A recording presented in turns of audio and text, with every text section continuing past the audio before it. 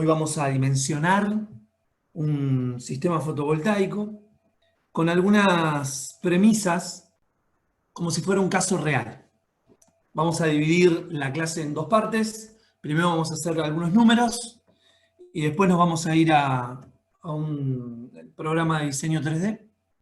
Supongamos que tenemos un cliente que es una cooperativa y todos los datos que le voy dando son datos que suceden en la realidad, por lo menos aún en este estado del mercado en Argentina. Así que tiene su cuota de realismo en lo que les voy a ir contando. Supongamos que es una cooperativa que está en Mendoza, en donde nos piden una planta con ciertas características. Cuando el cliente es un cliente con cierta expertise, puede haber requerimientos que operen como restricciones. ¿A qué voy? Una cooperativa puede tener ya una experiencia con cierta marca de inversor. Tiene una pequeña instalación, tiene relación con un proveedor, tiene un pequeño camino recorrido con cierta marca, es muy probable que quiera la misma. Ya maneja el software, ya maneja el entorno a través de Internet, ya sabe cómo configurarlo. Bueno, pasa en el mercado de que el cliente, si es un cliente especializado, sobre todo en el nivel más industrial y plantas, les pidan marcas, como cuando ustedes hacen la compra de algo y ese algo puede ser un producto súper amplio, un auto, por ejemplo, pero ustedes quieren una marca y un modelo. Bueno, eso pasa también con los parques fotovoltaicos. Y bastante pasa porque hay muchas, sobre todo en las cooperativas o en la industria, si tienen un departamento eléctrico, bueno, ya muchas veces se han puesto en contacto con ciertos proveedores, tienen ciertos gustos o no, o han ido de viaje, han visto tal instalación funcionando. Bueno, todo eso que les cuento opera como restricción. ¿Por qué hago este enfoque? Porque es clave detectar las restricciones de un proyecto. Porque cuando detectamos las restricciones, ya sea técnicas como de índole no tangibles como las que les estoy comentando, hace que uno se quede del universo de posibilidades que ya ven que uno tiene cuando tiene que configurar, se empieza a reducir y la cosa empieza a tomar caminos más certeros y menos cantidad de caminos, ¿no? Importante tener soluciones de partida sencillas y después a partir de eso poder hacer mejoras, cambios, optimizaciones, pero tener en cuenta estos datos que les voy a ir dando. Entonces, tenemos un requerimiento. El cliente tiene en claro qué inversor quiere y qué potencia incluso. Uno le puede hacer una contrapropuesta, pero en principio hay una propuesta con pedido. Entonces supongan que el cliente hizo un predimensionamiento y si el cliente es un cliente avanzado e hizo un predimensionamiento, va a querer que le coticen un predimensionamiento hecho por él. Después, si está bien o mal, es para una segunda etapa, pero eso lo tienen que manejar con cuidado para no perder el cliente, ¿no? Eso está claro. Pasa como en todos los rubros. Supongamos que la potencia pico, el cliente o potencial cliente nos lo da como 648 kilowatts, así como lo digo. La primera pregunta que ustedes le tienen que hacer es si se está refiriendo a módulos. Si se está refiriendo a módulos, es kilowatt pico. Y lo que puse entre paréntesis es por lo que ya saben. O sea, una hoja técnica está para un módulo cualquiera, hablando de módulos estándar del mercado, digamos, más usual, tenemos los datos de potencia en STC y en NOCT. Hay que aclarar, porque todo esto después se puede convertir en una gran duda o un déficit o superávit de energía con respecto a lo que uno tenía pensado. Bien, y les pasan este dato. Necesito una cotización y una simulación de cuánta energía generaría este parque que estoy requiriendo y, bueno, obviamente el precio. ¿Qué necesitamos para calcular la energía generada?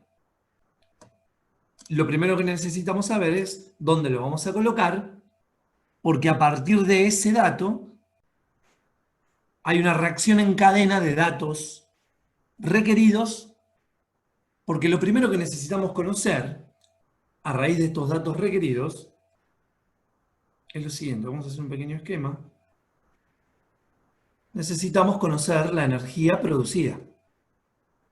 Para conocer la energía producida necesitamos varios datos. Uno es la potencia pico, que ya lo tenemos porque es el requerimiento del cliente.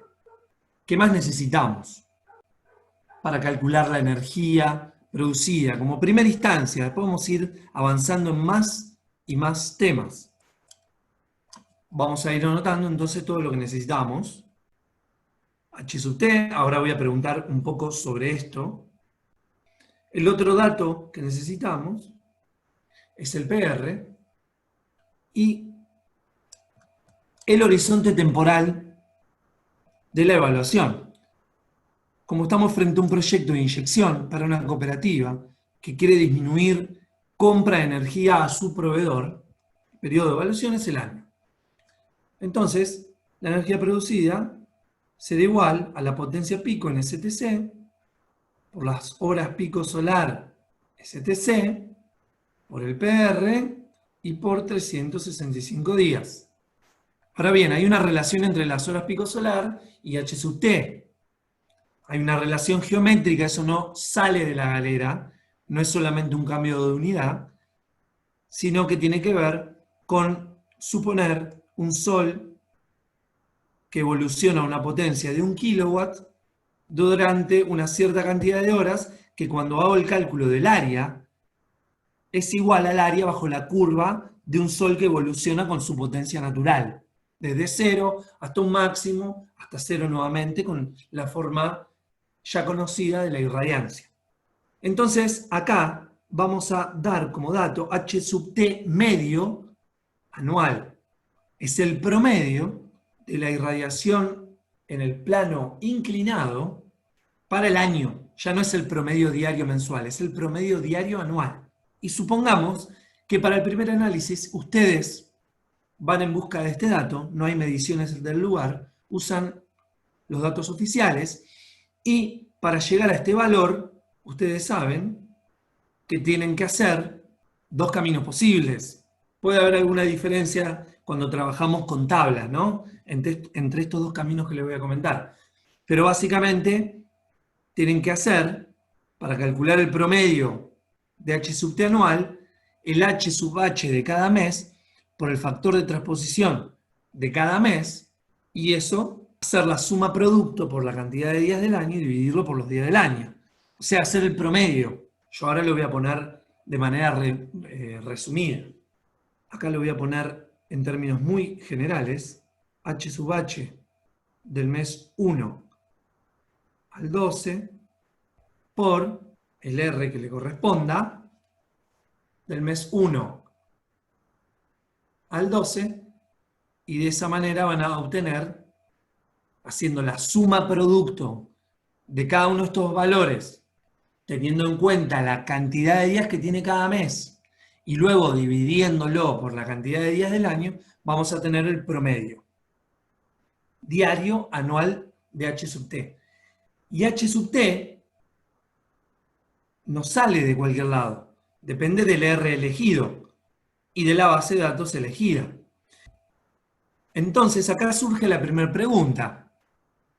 R es función de orientación y beta de nuestra instalación.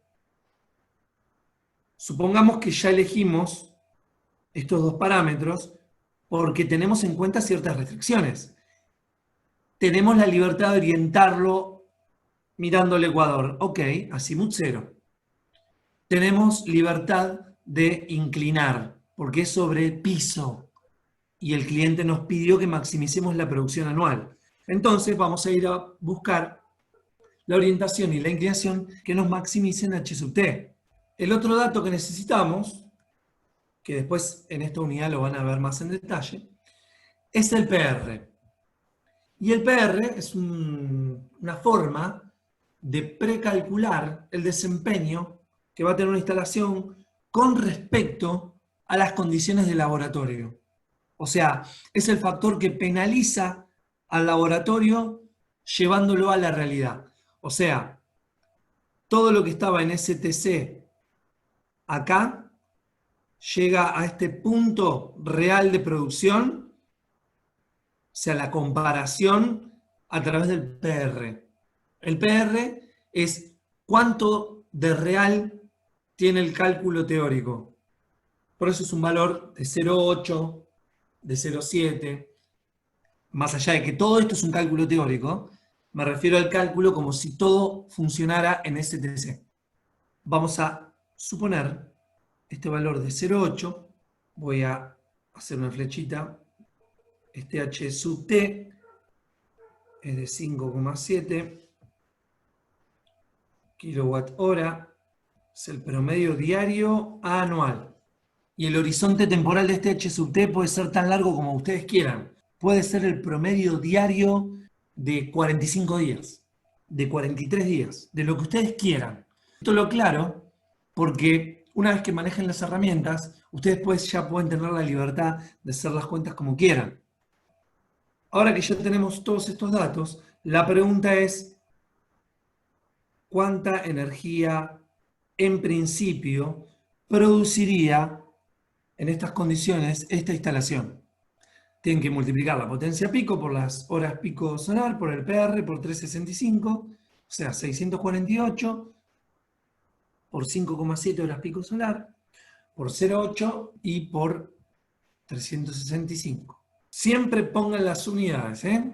Estamos en términos anuales, estamos frente a 1078 megawatt hora año. Esta es la unidad. Pueden hacer todo el cálculo de unidades con esta expresión y les va a dar perfecto, ya que esto es días por año. Las horas pico solar son horas pico por día, ¿sí? Y de esa manera les va a quedar en esta unidad. La energía producida es de 1078 megawatt hora año. Ahora, supongamos que el cliente eligió el inversor STP 50 kilowatts de SMA y para el prediseño que les pasa el cliente, el ratio de C a C fue de 1,296. ¿Cuántos inversores de 50 kilowatts necesito? Entonces necesito 10 inversores. ¿Cómo llegamos a esta conclusión? De la siguiente manera. Hay que despejar la potencia en AC y acá arriba colocar la potencia DC. Entonces esto es, para calcular la potencia en AC, 648 kilowatt pico dividido 1,296. Esto da 500 kilowatts. Ya lo pongo sin la P porque estoy hablando de inversores. Si el inversor elegido por el cliente es de 50 kilowatts, bueno, estamos frente a 10 inversores. El siguiente paso, para empezar a ordenar un poco esto, es conocer dos temas importantes. Primero, ¿qué cantidad de paneles necesito para poder llevar adelante este predimensionamiento del layout, que es hacia donde vamos? ¿Qué necesito conocer para calcular la cantidad de paneles? Hay que hacer una preselección del panel si es que el cliente no nos está pasando ya de antemano el panel. Entonces, como restricción, les pasan a ustedes un panel. Vamos a obviar la marca por ahora. Lo que sí saben es que la potencia del panel en STC es de 300 watt pico. Entonces, ya podemos calcular qué cantidad de paneles necesito. 2160 paneles. Y ahora tenemos que conocer un poquito el inversor. Vamos a suponer que ya estuvimos viendo la hoja técnica y el inversor tiene 12 entradas y 6 MPPT. O sea, por cada MPPT ya tiene el inversor 2 pares de conectores MC4 de entrada. O sea, se puede llegar con 2 ramas a un MPPT. O sea que tiene 12 entradas, en donde de a 2 entradas se le asignan a un MPPT. Esto es importante porque no hay que hacer la conexión paralelo afuera. Algunos inversores no lo traen, entonces uno hace un cuadro de combinado afuera y bueno, hace el paralelo afuera. Acá ya directamente podemos entrar con los conectores de las ramas. Entonces, lo que primero queremos hacer es encontrar un diseño estándar que nos permita replicar esto. Si tengo 10 inversores, ¿cuántos paneles por inversor tengo que colocar? Tengo que colocar 216 paneles por inversor. Y si quiero aprovechar todas las entradas y que me quede lo más homogéneo posible, tengo que hacer 216 dividido 12. Entonces, yo ya sé que el número de paneles por inversor es de 216 y que tengo que conectar 18 módulos en serie por panel. Entonces, lo que hay que chequear es que esa tensión que se logra a raíz de conectar 18 módulos en serie sea adecuada para los parámetros de entrada del inversor. Entonces, yo lo que voy a hacer acá, este largo de cadena tiene 18 unidades y esto está replicado 12 veces. Entonces, lo único que queda, obviamente, es chequear que este número sea adecuado, sobre todo con el comportamiento de la tensión en circuito abierto, con un dato de temperatura mínimo. Vamos a suponer que eso lo chequeamos si está bien. Y esto hay que replicarlo en una cantidad de 10 inversores. Entonces, de esta manera, rápidamente tenemos nuestra subunidad, la cual vamos a replicar de ahora en más para ir agrandando el parque. Fíjense qué importante tener esta concepción en donde se busca una unidad que luego la podamos replicar. Para este ejemplo, yo di un número redondo, ya previamente calculado, pero puede pasar que la propuesta que les hagan a ustedes, o en realidad el pedido que les hagan a ustedes, sea por un parque de 650 kilowatts. Y la contrapropuesta de ustedes sea de 648 porque lograron unificar inversor con módulo, etcétera, etcétera, etcétera. O también, ¿cómo podemos cambiar levemente la potencia DC de esta configuración ya preestablecida sin prácticamente cambiar nada? ¿Qué podríamos hacer? Lógicamente que esto que digo requiere un check posterior, pero vamos a suponer cómo podemos hacer para incrementar infinitesimalmente, por decirlo de alguna manera, la potencia del parque prácticamente no cambiando nada, sin cambiar conexiones.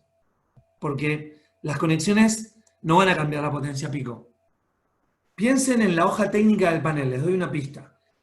Recuerden que el panel, en la hoja técnica, no viene un panel, viene una familia de paneles, los cuales tienen todas las mismas dimensiones, pero por una cuestión de normativa, de que todos tienen que tener tolerancia positiva, el fabricante los agrupa en función de cómo le salen de la línea de producción. Entonces, podemos aumentar la potencia de este parque, en vez de poner el 300 watt pico, mirar la hoja técnica y poner el que le sigue, que es probablemente de 305 watt pico. y probablemente con este panel sigan sin pasarse ni del VOC ni de la recomendación del ratio de CAC. Entonces, físicamente el parque no cambia, porque es el mismo panel físico, nada más que de la línea de producción elegimos el que le sigue. Voy a hacer un breve paréntesis con respecto a esto. Si esta es la línea de producción de la fábrica, y acá hay una estación de testeo, el fabricante los va agrupando de manera tal que siempre les quede con tolerancia positiva del 3%. O sea, le salió un panel de 303 watts y lo va a poner en la familia de 300. Le salió un panel de 304 y lo pone acá. Le salió un panel de 307 y lo pone en la familia de 305. Le salió un panel de 301 y lo pone acá. Le salió un panel de 298 y no lo puede poner en esta familia que va de 300 a 320, por ejemplo. ¿Por qué? Porque uno paga por watt pico y paga por el 300. ¿Qué pasa si en esta cadena hay un panel que en vez de tener 300 tiene 298? Manda la rama con 298 watt pico. Entonces, muy importante ver la familia de módulos que ofrece el fabricante. Entonces, como conclusión, llegamos a una unidad inversor panel. Fíjense que donde se cambia el panel, yo acá lo cambié ínfimamente y puedo mejorar, una vez que ya tengo el sistema, el performance total de la planta. Esto lo van a ver muy bien cuando veamos la parte financiera, porque si es la misma estructura, espacialmente ocupa lo mismo, es el mismo inversor y prácticamente es todo lo mismo, y solamente incrementando el CAPEX de los paneles aumento la producción de la planta, esto es negocio. O sea, es negocio cambiar dentro de una familia de paneles para un mismo CAPEX absolutamente todo fijo, porque estoy incrementando la producción total de la planta a expensas de aumentar solamente el CAPEX de los paneles. Ahora bien, si el cambiar de paneles hace cambiar todo el diseño de la planta, no, ya ahí cambiamos de diseño global. Estoy hablando ya de la solución 2. Hasta acá venimos con la solución de partida, en donde sentamos las bases de nuestro diseño. Y a partir de ahí empieza el ingenio para poder descubrir estas mini mejoras. Y en un mercado competitivo como es la energía, todas estas mejoras son el camino de largo plazo.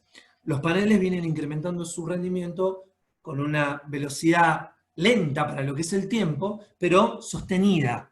Y todos esos pequeños porcentajes de aumento de rentabilidad de acá, rentabilidad de allá, eficiencia de acá, eficiencia de allá, ratio DC, cadenas más largas, permitir poner tecnología de 1500 volts, bajar la corriente que manejamos, bajamos el CAPEX de cableado.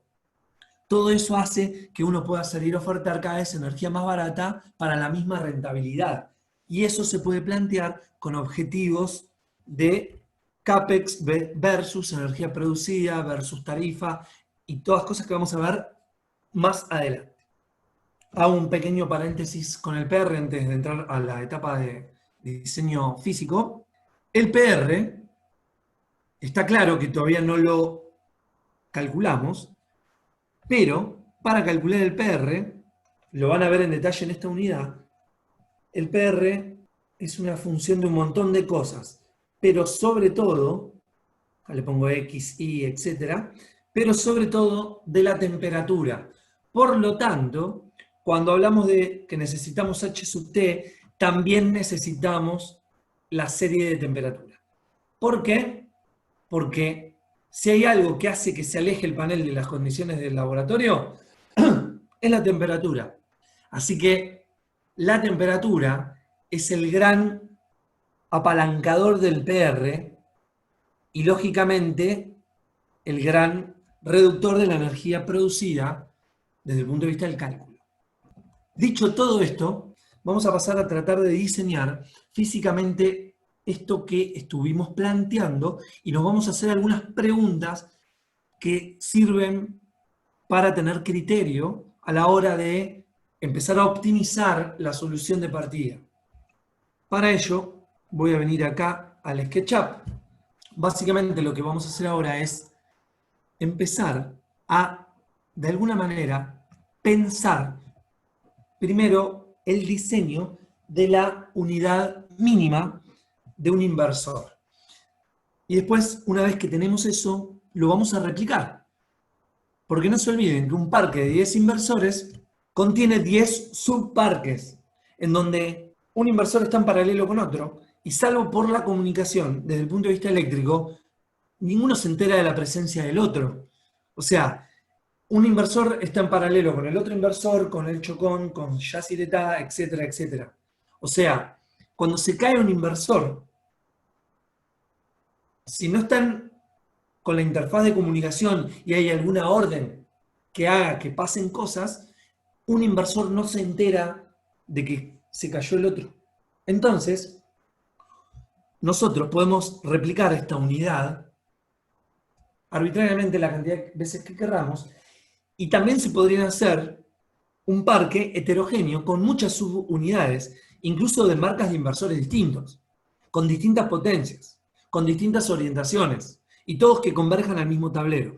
Pero no tiene sentido eso que acabo de plantear, desde el punto de vista del postventa. O sea, qué mejor que tener un parque que para hacerle mantenimiento es homogéneo, siempre tengo el mismo tipo de cable, por una cuestión de reposición, de costos, de compra conjunta, de un montón de cosas que hacen a la eficiencia, a la optimización, etc.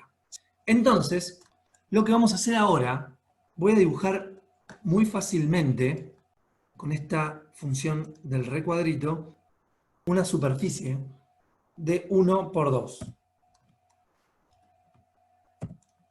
Lo vamos a estirar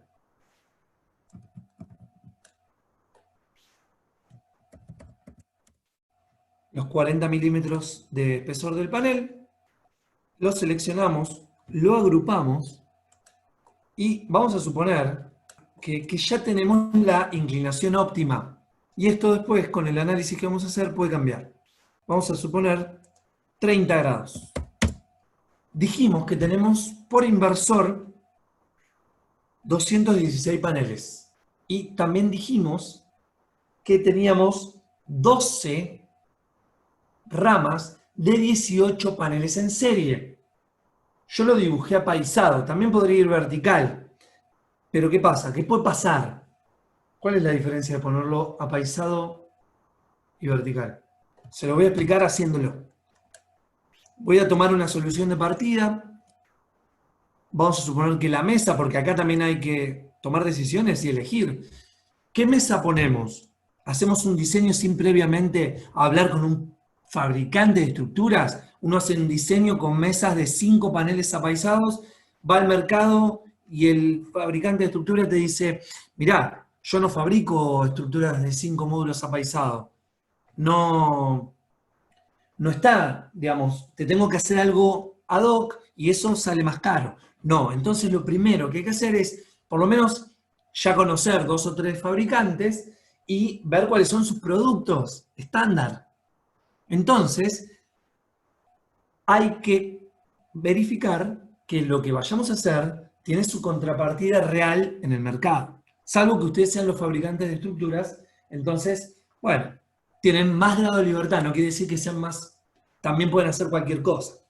Entonces, como acá estamos en piso, tenemos que hablar con un fabricante de estructuras. Y hablamos con el fabricante de estructuras y él nos dice que tiene una mesa estándar que tiene 6 metros en su hipotenusa. Entonces a nosotros nos da la libertad de poner los módulos de manera vertical, pero 3 paneles verticales, o también puedo poner 6 apaisados. Ahora, ¿cuál es la diferencia? La diferencia puede ser la siguiente. Primero, lo que voy a hacer es replicar sin dejar espacio, porque hay un montón de estructuras que dejan correr los módulos y los agarran de los laterales y solamente tienen trabas al final y al principio. Y ahora, ya que los tengo apaisados y el largo de la mesa, me refiero al ancho, ¿no? Tengo libertad porque el cliente, el fabricante de las estructuras me dijo, en el largo longitudinal, digamos, no tenemos limitaciones. Ahí no cambia el costo significativamente. Entonces, si puedo poner 6 paneles apaisados, por inversor puedo poner 12 entradas, ¿qué largo le vamos a dar a la mesa? ¿Cuántos paneles voy a poner para aquel lado? 36 es una opción, 18 también. Y voy a tomar 18 y les voy a decir por qué me gusta más. Pero no quiere decir que la de 36 no esté perfectamente bien. Tengo mi mesa para la mitad del inversor. Ok, o sea que con 2 mesas por inversor ya tengo mi unidad. O sea que si eso lo replico 10 veces, tengo el parque. Ahora, ¿a qué distancia pongo la segunda fila? Depende, ¿no? O sea, la distancia para colocar la segunda fila depende de un montón de cosas. Lo que vamos a hacer acá es geolocalizar este dibujo que acabo de hacer. Para eso, lo primero que tenemos que hacer es colocar el uso horario correspondiente para la zona donde lo voy a colocar, que es Mendoza, y el uso horario es -3. Esto es para toda la Argentina, ¿no? Cada lugar tiene su uso horario, hay que averiguar. ¿Por qué? Porque cuando hagamos la simulación solar, geométrica, es netamente geométrica, la posición tiene que ver con el uso horario, sobre todo con respecto al mediodía solar. Entonces, para geolocalizar tienen dos opciones. Una vez venir acá, archivo, geolocalización, y nos abre una especie de Google Maps. Es una opción. Vamos a ponerlo por acá. Esto nos permite seleccionar una región, importar. Nos importa la imagen del fondo. Esto puede ser con la imagen real, pero a nosotros no nos importa la imagen de fondo. Lo que nos interesa es que está geolocalizado. Esto también se podría haber hecho de la siguiente manera. Información del modelo, geolocalización, y se puede definir manualmente. Fíjense que acá dice latitud sur, longitud oeste. La voy a borrar, me voy a acordar de esto, 32.8 y 68.8. Borrar localización y puedo poner -32.8 y automáticamente aparece la S, -68.8 y automáticamente aparece la O. Acepto, listo, está geolocalizado. Bien, entonces vamos a aprender este botón que está acá, que es el análisis de sombra. Y como es un proyecto de inversión donde yo quiero maximizar la producción anual, todo esto lo van a tener que hacer ustedes también en las próximas unidades, lo que quiero es que no se sombreen en más o menos 2 horas el peor mes del año. Entonces, lo que hacemos, fíjense que acá hay que volver a corregir el uso horario, es ver qué pasa al mediodía solar, en más o menos 2 horas. Para eso, no tienen que venir acá y poner las 12 del mediodía, porque esta es la hora legal. El mediodía está alineado con el eje verde, el mediodía geométrico, y un detalle que SketchUp siempre orienta el sistema de ejes con la línea verde mirando al norte geográfico. Eso es un detalle importante, porque cualquier línea que yo dibuje en esta dirección está alineada con el norte-sur. Entonces, esta línea negra está mirando el norte geográfico. Bueno, ahora vamos al día más corto. 21 de junio. Fíjense que el mediodía solar de junio no sucede a la misma hora. ¿Por qué cambia? Porque hay algo que se llama ecuación del tiempo que hace variar esto. ¿Y por qué varía? ¿Por qué existe esa expresión? Porque la velocidad de traslación cambia a medida que la posición de la Tierra con respecto al Sol cambia.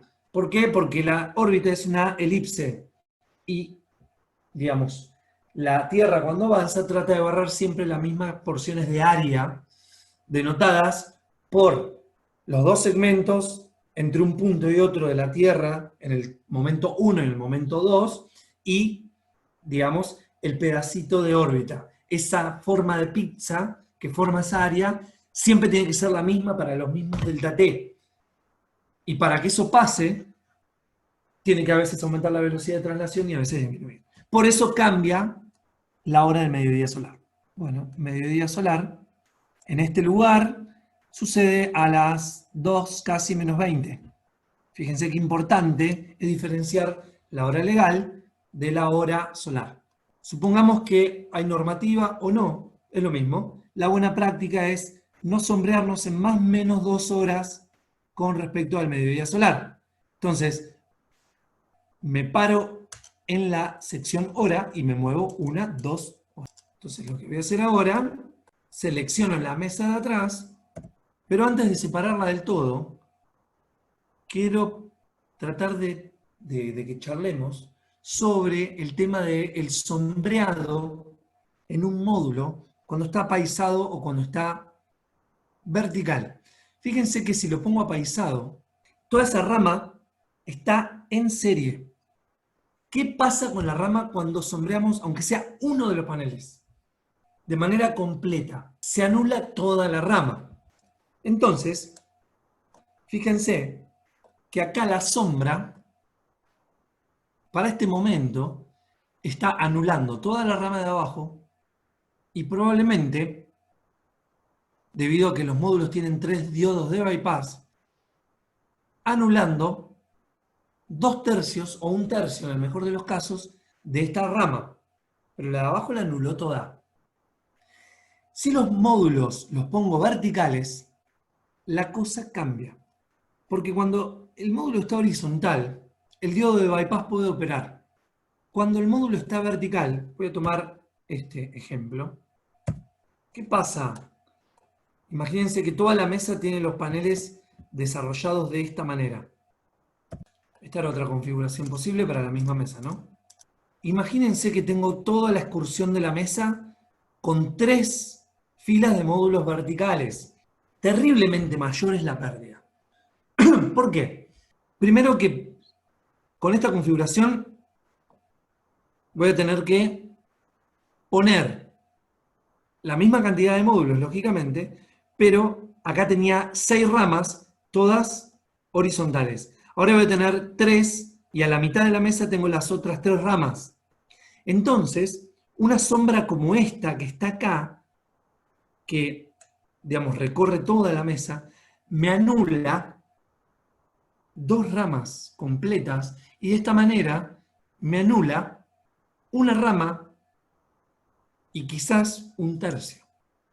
Entonces, el sombreado eléctrico, que no es lo mismo que el sombreado lineal, es peor con los módulos verticales que horizontales. ¿Hay diferencia sustancial? No mucha, pero hay. ¿Es un punto de mejora? Sí, claro. ¿Se puede resolver si los paneles están así? Bueno, alejo las mesas y listo. ¿Es óptimo alejar las mesas? No siempre.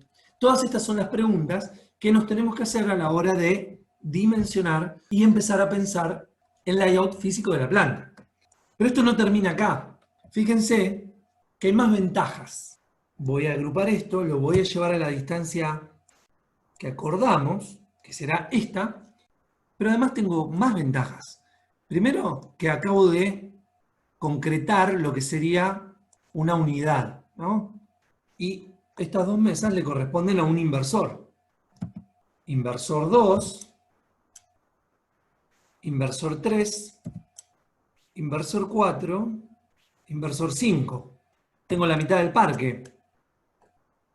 Voy a hacer un diseño muy básico, suponiendo que tenemos esta disponibilidad de terreno, pero podría ser lo que es lo siguiente, ¿no?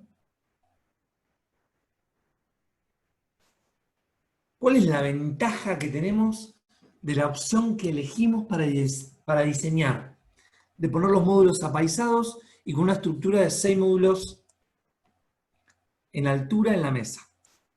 Bueno, y dejando un pasillo, ¿no? Primero que puedo poner todos los inversores, luego con uno nomás, como para tener una idea. Imagínense que ahí va uno de los inversores.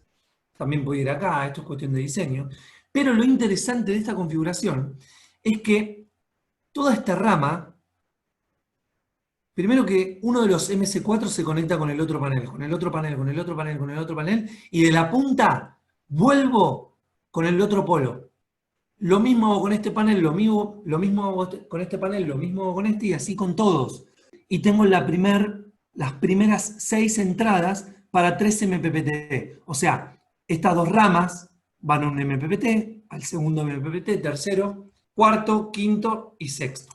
Y desde esta mesa hasta el inversor hago una pequeña canalización en continua y estoy en el inversor.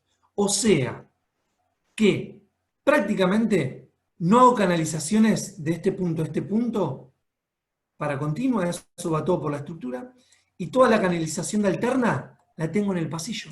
Imagínense que acá tengo la caseta, si es que hay un trafo, irá por acá tendremos la red, si es que esto está localizado de esa manera, y fíjense que desde el punto de vista de la ejecución de la obra, solamente hay que canalizar acá en el medio la parte de alterna y no andar poniendo un inversor acá, un inversor allá, mesas que no son homogéneas, o ramas que empiezan los paneles por acá y continúa de esta manera, entonces la rama es de este largo, por ejemplo, pero se vincula una mesa, una hilera con la otra.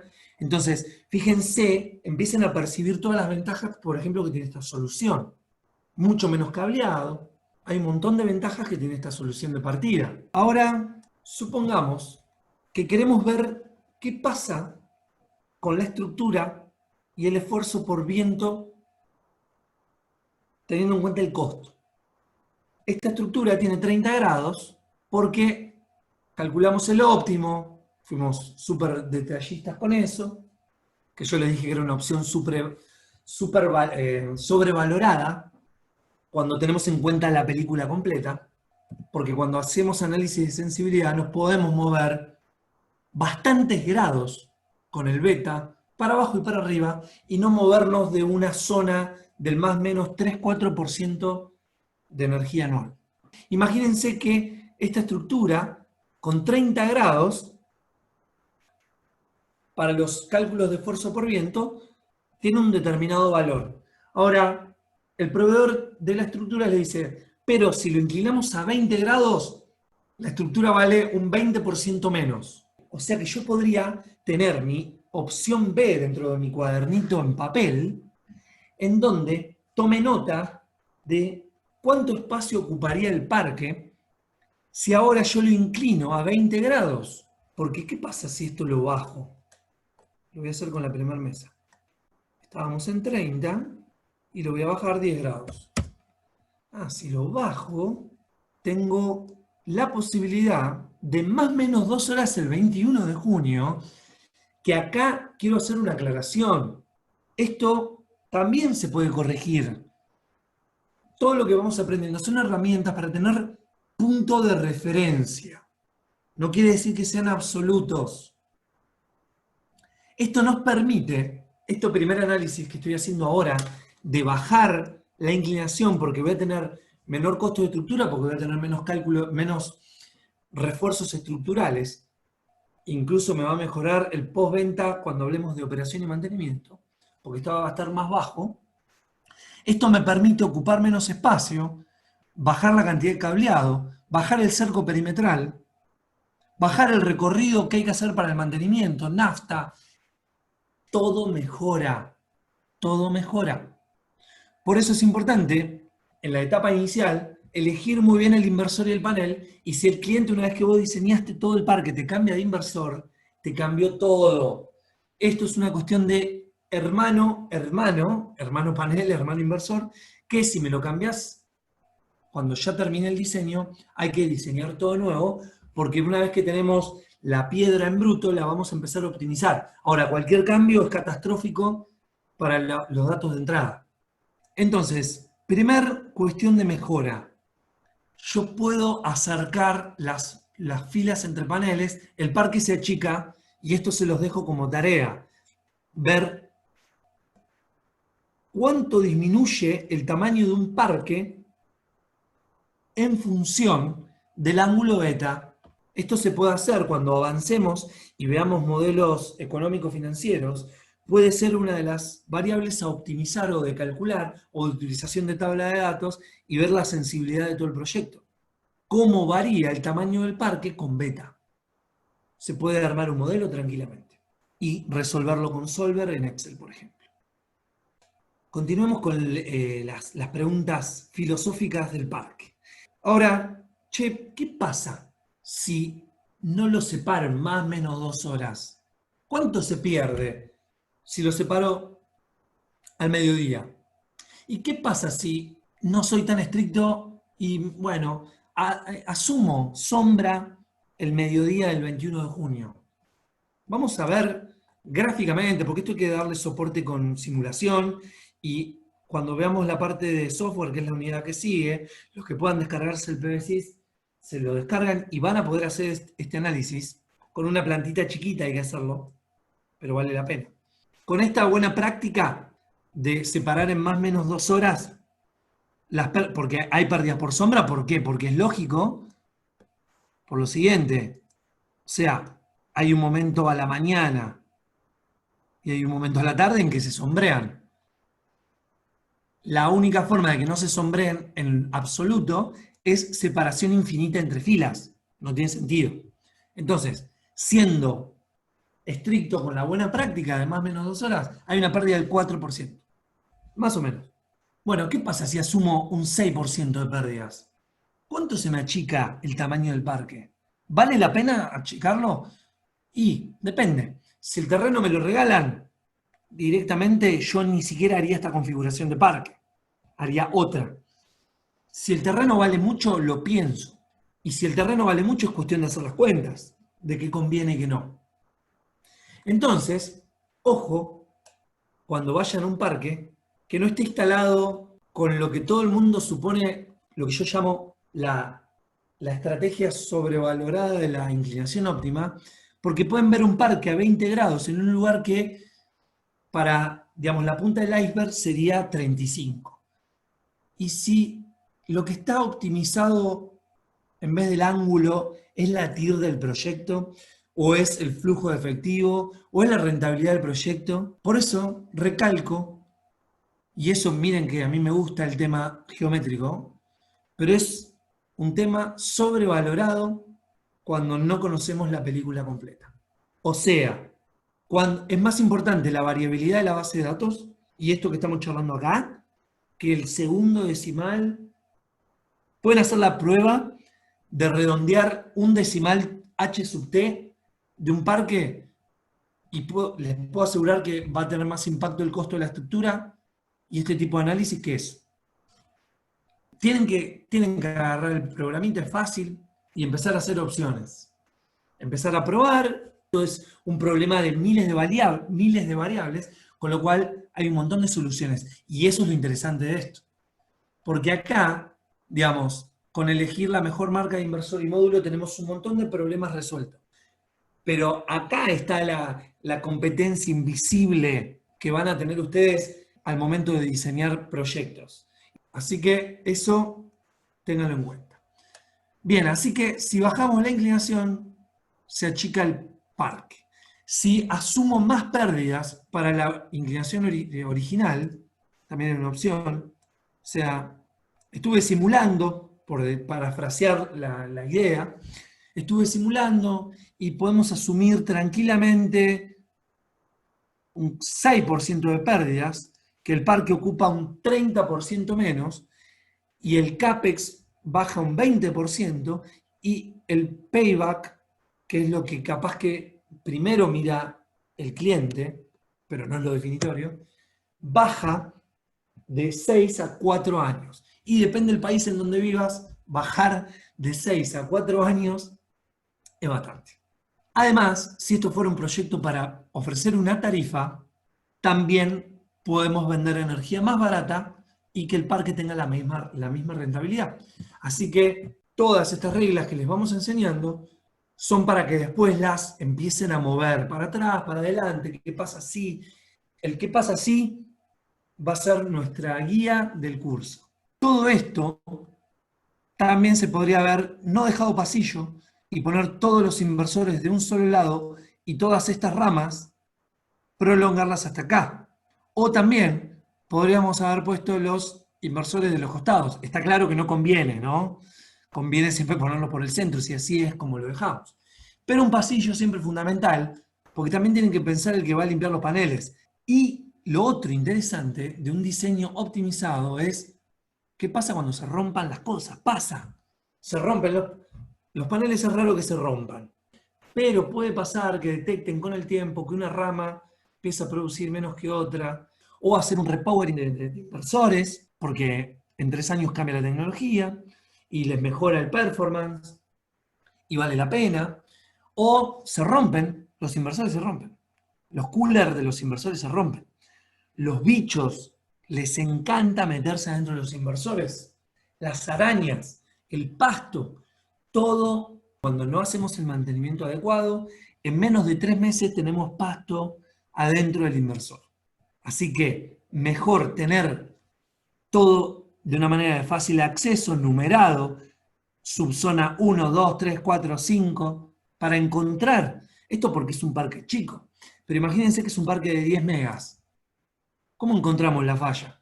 Bueno, entonces, todas estas cosas toman valor a la hora de diseñar. Entonces, lo de beta óptimo, azimut óptimo, empieza a quedar, no digo en un segundo plano, pero sí en el lugar que le corresponde. O sea, a medida que transcurre el curso, ustedes mismos van a ir sopesando las variables que más importan y van a cambiar con el proyecto. Imagínense que, voy a hacer una suposición más, este sistema coordenado está orientado al norte, ¿no? Para allá está el norte. Imagínense que el polígono que tiene el cliente no tiene, por gracia, digamos, de la geografía y de la separación de los terrenos, no tiene esta disposición norte-sur, sino que tiene esta disposición. Es el terreno del lugar, ¿eh? O sea, el terreno tiene sus restricciones.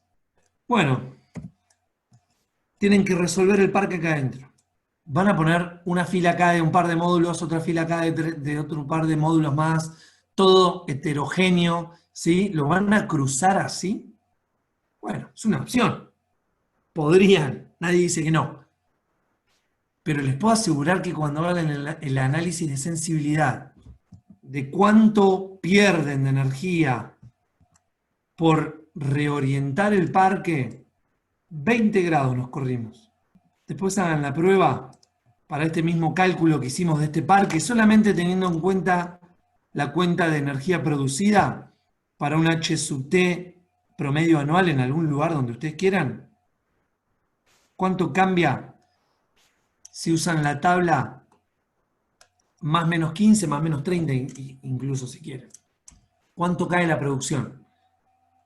Es mucho más sensible a beta que a gamma. Y eso se van a dar cuenta.